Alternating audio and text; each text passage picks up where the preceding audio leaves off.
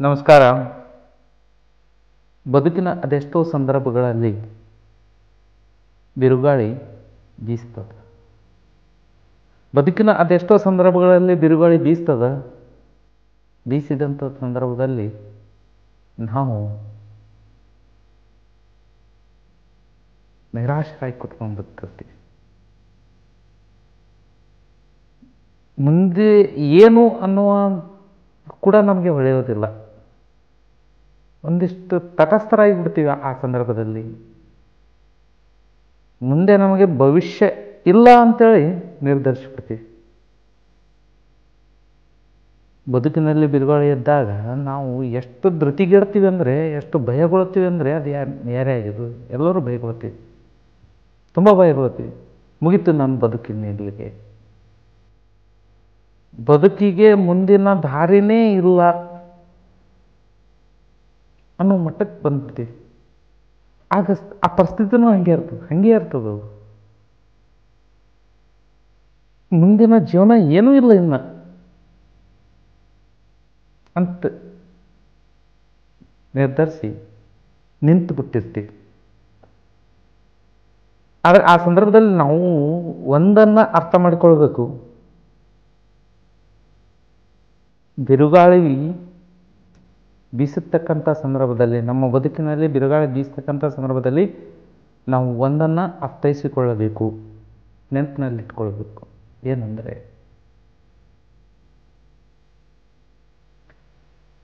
ನಾವು ಅನೇಕ ಬಿರುಗಾಳಿಗಳನ್ನು ನೋಡೀವಿ ಬೀಸೋದನ್ನು.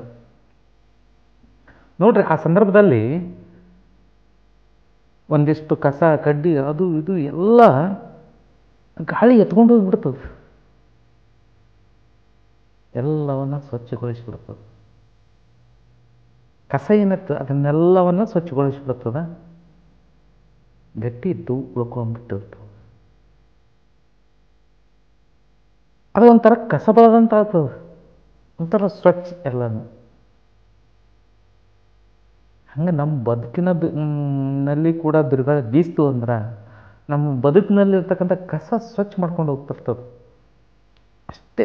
ಆ ಬಿರುಗಾಳಿ ಬೀಸೋ ಸಂದರ್ಭ ಸ್ವಲ್ಪ ಗಟ್ಟಿಯಾಗಿ ನಿಲ್ಬೇಕು. ನಾವು ಗಟ್ಟಿಯಾಗಿ ನಿಂತೇವಂದ್ರೆ ಜೋಳು ಅಷ್ಟು ಹೋಗಿಬಿಡ್ತದೆ ನಮ್ಮ ಬದುಕಿನಾಗ. ಏನಾದ ಎಲ್ಲ ಜೋಳು, ನಮ್ಮ ಹವ್ಯಾಸಗಳಿಂದ ಹಿಡ್ಕೊಂಡು ನಮ್ಮ ಗುಣಗಳು ಹಿಡ್ಕೊಂಡು ಎಲ್ಲ ಪೂರ್ತಿ ನಮ್ಮ ಬದುಕಿನಲ್ಲಿ ಒಂದು ಬದಲಾವಣೆ ಉಂಟಾಗ್ತದೆ.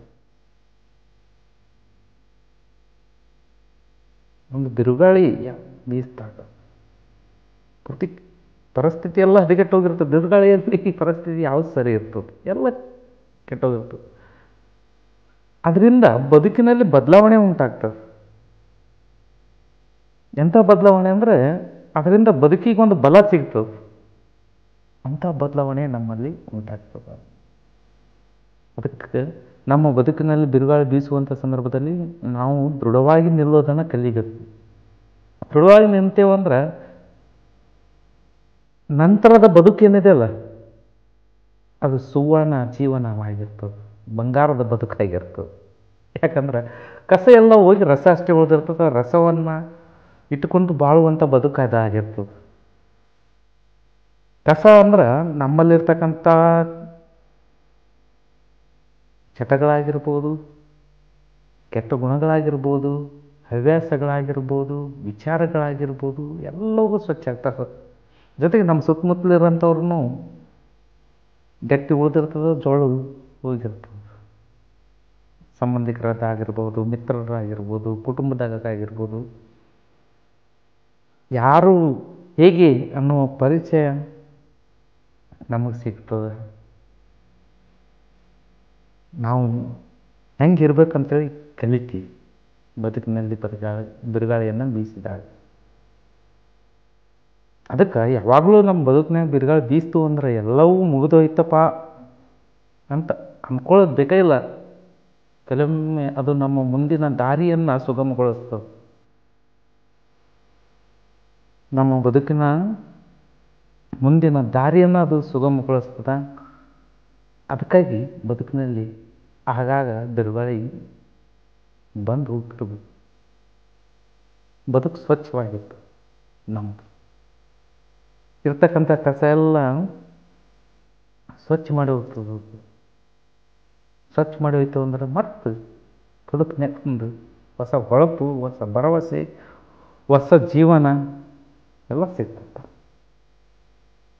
ಅದಕ್ಕೆ ಬಿರುಗಾಳಿ ಬಂದಾಗ ಎದೆ ಹೊಡೆಯೋದು ಬೇಡ, ಗಟ್ಟಿಯಾಗಿ ನಿಲ್ಲಬೇಕು. ಆ ಬಿರುಗಾಳಿಗೆ ನಾವು ಹಾರಿ ಹೋಗದಂತೆ ಗಟ್ಟಿಯಾಗಿ ನಿಲ್ಬೇಕು. ಎಲ್ಲ ಬಾಗಿಲುಗಳು ಬಂದಾಗ್ಯಾವ, ಬದುಕಿನ ಬಾಗಿಲುಗಳು ಎಲ್ಲ ಬಂದಾಗ್ಯಾವ, ಕಿಟಕಿನೂ ಬಂದಾಗ್ಯಾವ, ಎಲ್ಲ ಮುಚ್ಚಿಬಿಟ್ರೆ ಕಲಾಸ್ ಅಂತ ಅನ್ನುವಂಥ ಸಂದರ್ಭದಲ್ಲಿ ನಾವು ಕಲಾಸ ಆಗ್ಬಾರ್ದು. ಆ ಬಿರುಗಾಳಿ ಕಲಾಸ ಆಗತ್ತಂತ ನಾವು ನಿಂದಿರ್ಬೇಕು. ನಾವು ಉಳ್ಕೊತೀವಿ, ಬೆಳಿತೀವಿ. ಮತ್ತು ಆವಾಗ ಮುಂದಿನ ಬದುಕು ಭಾಳ ಸೂಪರ್ ಆಗಿರ್ತದೆ. ಆ ಭವ್ಯವಾದ ಬಾಳನ್ನು ಬದುಕುವ ಹಂಬಲ ನಮ್ಮಲ್ಲಿರ್ತದೆ. ಅದಕ್ಕೆ ನಾವು ಬಿರುಗಾಳಿ ಬಂದಾಗ ಅಲುಗಾಡಬಾರ್ದು. ಧನ್ಯವಾದಗಳು.